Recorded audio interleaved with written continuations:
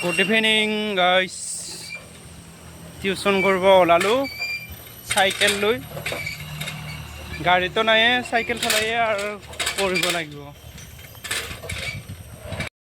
চাওক ৰাস্তাখন ইমান লেতেৰা হৈছে নহয় বৰষুণ পৰিলে দিগদাৰেই হয় দলংখনৰ এই ঠাইখিনি বৰ বেয়া হৈছে একদম কিবা পৰিব লাগিব এইখন হৈছে খৰখৰী নদী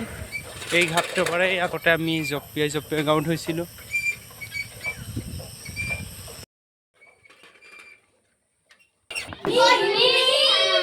good evening everyone Sneha Tarali Ananya Jintu বিকাশ অনু কেনে খবৰ টিউশ্যন কৰিব